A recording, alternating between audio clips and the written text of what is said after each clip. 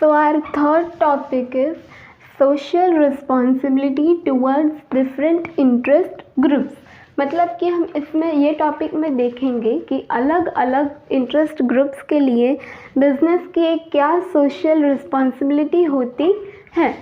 So the first group is share holders और owners. See basically share holders कौन होते हैं कि जो हमारे कंपनी के शेयर खरीदते हैं and they give us money for using as a capital in our business. So shareholders हमें अगर उनके पैसे दे रहे, they are investing their money in our company, so it is a responsibility of business to give them fair returns according to their investments.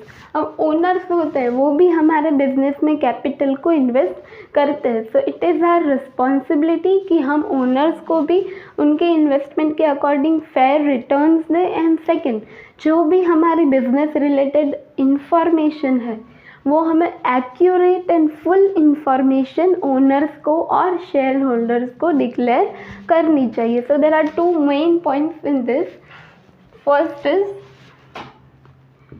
fair returns and second is disclosure of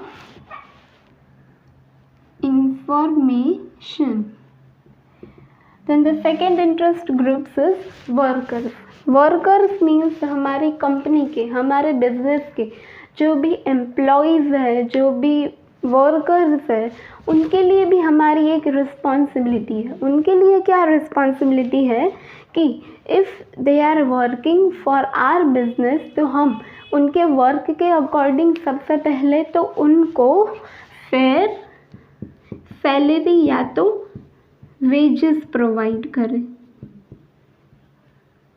Then the second responsibility towards our worker is to give them healthy working environment in our organization. So we can say healthy workspace.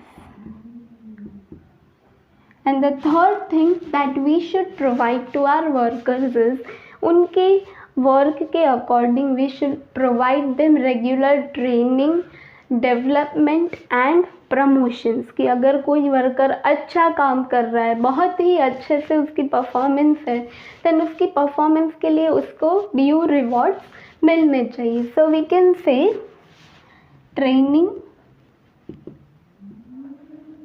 And development.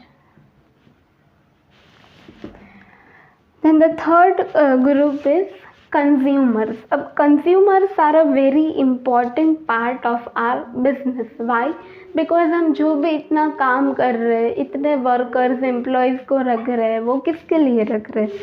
To make a good or a services, right? And ultimately that good or services goes to the consumers of our society. So consumer के लिए तो हमें हमारी responsibility बहुत सारी है. उसमें से फर्स्ट है कि हम उनको क्वालिटी प्रोडक्ट्स प्रोवाइड करें. कि हमें हमेशा हमारे प्रोडक्ट्स कंज्यूमर तक पहुंचाने से पहले we should always have a check on its quality. Then second is हमें MRP या फेयर प्राइसेस पे ही सेल करना चाहिए. कभी भी MRP से ज़्यादा हमें हमारे प्रोडक्ट्स कंज्यूमर को सेल नहीं करने चाहिए. एंड थर्डली हमें उन लोगों को जो भी product related after sale services है या कुछ भी प्रोडक्ट से इश्यूज़ है, कुछ फीडबैक देना है, तो वो भी हमें हैप्पीली एक्सेप्ट करना पड़ता है. तो this is the responsibility towards the consumers. And the last interest group is government and community. अब देखो, गवर्नमेंट ने बहुत सारे रूल्स बनाए रखे हैं. कि वो रूल्स एंड लॉज क्यों बनाए हैं? कि हमारी जो कंट्री है, हमारा देश है, वो स्टेबल हो और आगे बढ़ता रहे अच्छे से. सो उसमें से गवर्नमेंट ने बहुत सारे रूल्स बिजनेस के लिए भी बनाए हैं. So it is very important कि हम जो गवर्नमेंट के रूल्स एंड रेगुलेशंस है उसको फॉलो करें.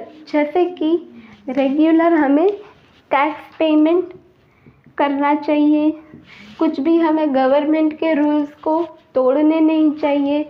जो भी गवर्नमेंट ने हमारे लिए रूल्स बनाए उसको हमें कंप्लाई करना चाहिए। That is our responsibility towards government.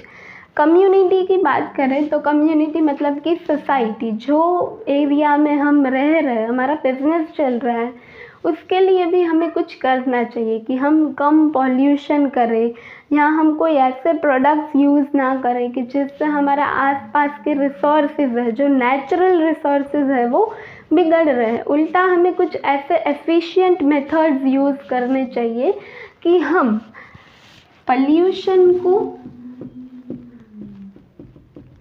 कम कर सके और हमारे नेचर को और इफ़ेक्टिवली हम मेंटेन कर सकें। सो या these are the social responsibilities towards in different interest groups, जिसमें हमने पढ़ा share holders, owners, workers, consumers, government and community. So now let's jump to our next topic.